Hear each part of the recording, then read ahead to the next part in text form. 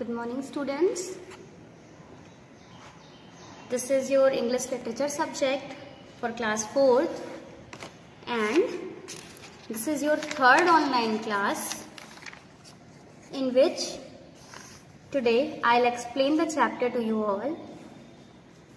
One more thing is that कि अगर अभी तक आप लोगों ने चैनल को सब्सक्राइब नहीं किया है तो प्लीज सब्सक्राइब कर दीजिए और बेल आइकन को प्रेस कर दीजिए जिससे कि आपको सारी नोटिफिकेशन मिलती रहें और सारे स्टडी मटेरियल भी आप यूट्यूब चैनल पे इजीली देख सकेंगे। इसके अलावा अगर अभी तक आप लोगों ने बुक नहीं ली है तो प्लीज बुक ले लीजिए क्योंकि बिना बुक के आप पढ़ाई नहीं कर पाएंगे। चलिए तो अब हम चैप्टर फर्स्ट पढ़ते हैं, the priest and the mongoose. Okay, so अभी आज हम क्या करेंगे, चैप्टर का एक्सप्लेनेशन करेंगे। तो इसके पहले भी मैं एक्सप्लेन कर चुकी हूँ, एक समरी आपको बता चुकी हूँ इस चैप्टर की, लेकिन अब हम जो करेंगे वो लाइन वाइज करेंगे। तो आप लोग भी मेरे साथ रीडिंग करिए और लाइन वाइज एक्सप्लेनेशन करते हैं। Once there lived Dev a priest in a town with his wife. एक बार एक गांव में एक पंडित रहा करता था। ठीक है, एक बार once there lived Dev, once there एक बार यहाँ देव नाम का पंडित रहा करता था अपनी वाइफ के साथ एक टाउन में। एक छोटे से शहर में देव नाम का एक पंडित अपनी पत्नी के साथ रहा करता था जिसका नाम था Tara. One day his wife gave birth a son. One day एक दिन, हिज वाइफ उसकी बीवी। अच्छा, यहाँ पे आप लोगों को कंफ्यूजन होगी, द डे लिखा है, यहाँ द डे नहीं होगा, द को कट कर लीजिए, ये आपकी बुक में मिसप्रिंट हुआ है, यहाँ होगा वन डे एक दिन। His wife gave birth to a son, यहाँ बर्थ के आगे भी कुछ नहीं लिखा है, यहाँ पे होगा टू। एक दिन उसकी पत्नी ने एक पुत्र को जन्म दिया। The same day was born a male young one to the female mongoose that lived in their house. उसी दिन एक फीमेल mongoose, एक फीमेल नेवला, जो नेवले का भी एक बेबी होता है छोटा सा, उसका भी एक बच्चा होता है जो कि उनके घर में उनके साथ रहा करती थी। The only pity was that the female mongoose died the same day.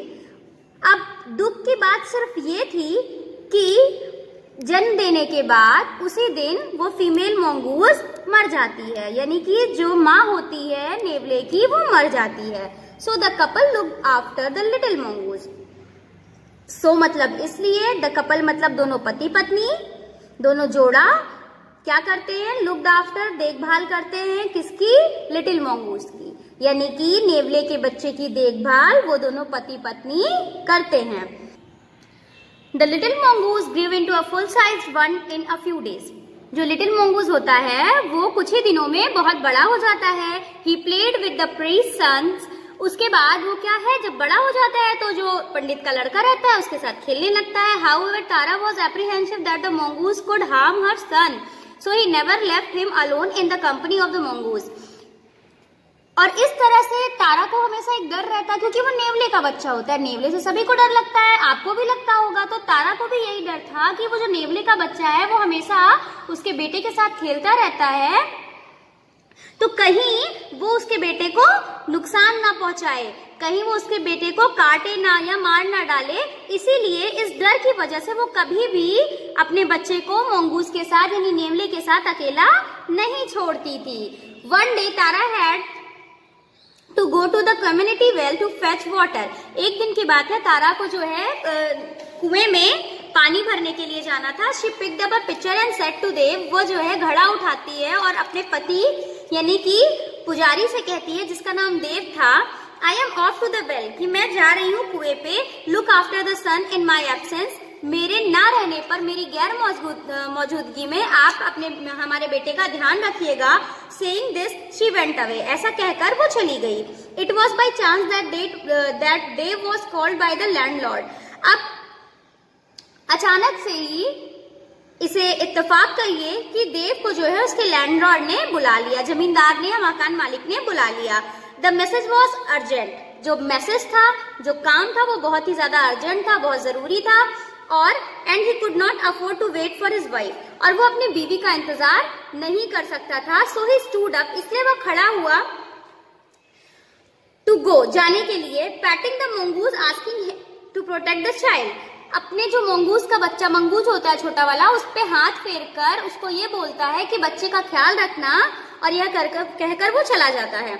A calamity fell upon the house soon after, बहुत जल्दी ही, तुरंत एक आपदा आती है उस घर पे, मतलब जैसे ही वो जाता है उसके जाने के तुरंत बाद घर पे एक आपदा आती है। A poisonous long black snake entered the house and moved towards the child bed, एक बहुत बड़ा जहरीला काला सांप घर में घुस जाता है और बच्चे के चारपाई की तरफ आगे बढ़ने लगता है। The mongoose was sitting right next to the child bed, mongoose जो है उसकी रक्षा करने के लिए जस्ट बच्चे के बेड के पास, उसकी चारपाई के पास ही बैठा रहता है। You might know the mongoose and the snake are natural enemies, enemies means होता है दुश्मन, और नेचुरल मीन्स होता है प्राकृतिक। आप सभी जानते हैं कि नेवला और सांप दोनों एक दूसरे के प्राकृतिक दुश्मन, जानी दुश्मन है। When he saw the snake, जब वह जो है स्नेक को देखता है, जैसे ही वह सांप को देखता है, he engaged him to a fierce fight, एक उन दोनों में एक बहुत भयंकर लड़ाई छिड़ जाती है। A long fight ensued, एक बहुत लंबी लड़ाई जो है चलने लगती है। The snake wanted to curl round the mongoose to break his bones, जो सांप होता है वो उसकी हड्डियां तोड़ना चाहता है। कैसे? नेवले की बॉडी पे लपेट कर, मतलब अपने आप को नेवले की बॉडी में ऐसे ऐसे कर्ल करना चाहता है, और उसके बाद सोचता है कि जब मैं ऐसे नेवले पे कर्ल हो जाऊंगा तो उसकी जो बोन्स है वो टूट जाएंगी, तो इस तरह से वो उसको मारना चाहता है। While the mongoose tried to catch hold of the snake's hood to kill, और उसी दौरान उसी जगह जो नेवला होता है वो चाहता है कि वो उसकी जो है हुड, यानी कि उसके सिर पर जो है उसको पकड़े, उसको जो है सिर को धड़ से अलग करके सांप को मार डाले। The two were badly injured and bled profusely, दोनों जो है बहुत बुरी तरह घायल हो जाते हैं और खून से भर जाते हैं, मतलब दोनों से ही खून निकलने लगता है। But none of them could afford to relax, पर दोनों में से कोई भी एक सेकंड की भी लड़ाई नहीं रोकता है, और ना ही अपनी चोटों का उन्हें बिल्कुल भी ध्यान रहता है। How could they when life itself was at risk, और वो कैसे कर सकते हैं ऐसा? उनकी खुद की लाइफ क्या हुई थी? रिस्क में थी, यानी कि उनका जो खुद का जीवन था वो दांव पे लगा हुआ था। अगर दोनों में से कोई भी एक सेकंड के लिए रुकता तो दूसरे वाले दुश्मन को क्या मिलता? मौका मिल जाता। अगर नेवला आराम करता तो सांप उसे मार डालता, और अगर सांप आराम करता तो नेवला उसे मार डालता। एट लास्ट, अंत में, the mongoose succeeded to see where the hood of the snake, last में नेवला को जो है सक्सेस मिलती है और वो सांप के सिर को तोड़ डालता है और अलग कर देता है। The snake died a violent death, एक बहुत ही भयंकर डेथ मिलती है सांप को। The mongoose sat down at the door licking his wound, और जो है नेवला जाके दरवाजे के पास बैठ जाता है और अपने चोटों को, अपने घाव को चाटने लगता है। So the student please turn your page को टर्न करिए, पेज नंबर 6। बहुत थोड़ी सी स्टोरी बची है।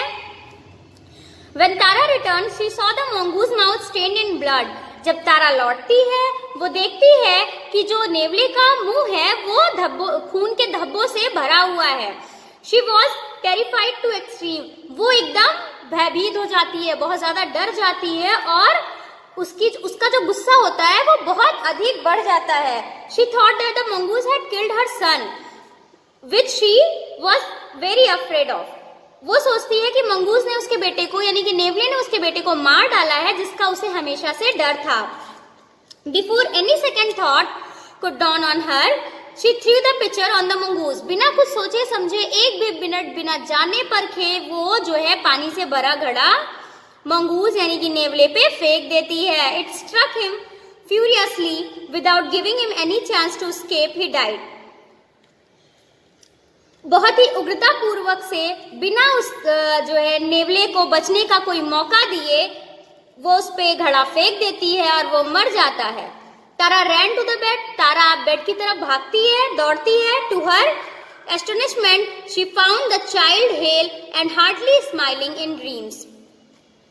अब वो देखती है, बहुत ज्यादा विस्मय में पड़ जाती है कि उसका बच्चा जो है वो पूरी तरह से स्वस्थ, सुरक्षित है और बहुत फुर्ती से हंस रहा है सपनों में। She now knew that something was wrong. अब उसे समझ में आता है कि कुछ तो गलत हुआ है, कुछ तो गलत था। शी लुक्ड अराउंड, वो चारों तरफ देखती है। She found the hoodless body of the long snake under the bed. जब चारों तरफ चेक करती है तब उसे पता चलता है कि वह पाती है कि एक बड़ा सा सांप बिना सिर का बेड के नीचे मरा पड़ा हुआ है। तारा क्राइड बिटरली, वह फूट फूट कर रोने लगती है। She sat down beside the body of the mongoose and said, वो जो है नेवले की मरी हुई शरीर के बगल में बैठकर कहने लगती है, I thought you would hurt my son, मुझे लगा था कि तुम मेरे बेटे को चोट पहुंचाओगे, बट आई वॉज रॉन्ग, पर मैं गलत थी। आई एम अ सिनर, मैं एक पापन हूँ। For I have taken the life of a protector of my son, कि मैंने जिसने मेरे बेटे की रक्षा की, मैंने उसी का जीवन ले लिया, मैंने उसी को मार डाला, इसलिए मैं एक बहुत बड़ी पापन हूँ। मे गॉड फॉरगिव मी, भगवान मुझे माफ करे। Dev return after some time, कुछ ही देर बाद देव भी लौट आता है। On coming to know the incidents, आने के बाद जब उसे सारी घटना का पता चलता है, ही सेड टू हर, वह उससे कहता है, one must think thrice before doing a thing, कि किसी को भी कुछ भी करने से पहले कम से कम 3 बार सोचना चाहिए। तो इस कहानी से हमें क्या शिक्षा मिलती है कि हमें कोई भी काम बिना सोचे समझे नहीं करना चाहिए। हमारी इस चैप्टर की मोरल ऑफ द स्टोरी क्या है बच्चों? The moral of the story of this chapter is one must think thrice before doing a thing. किसी को भी कुछ भी करने से पहले 2 से 3 बार जरूर सोचना चाहिए, ठीक है? तो आपका ये चैप्टर अब हार्ड वर्ड्स, रीडिंग और एक्सप्लेनेशन के लिए खत्म होता है। In our next video will do exercise of this chapter, so please till then wait for our next video. Okay, bye bye, have a good day.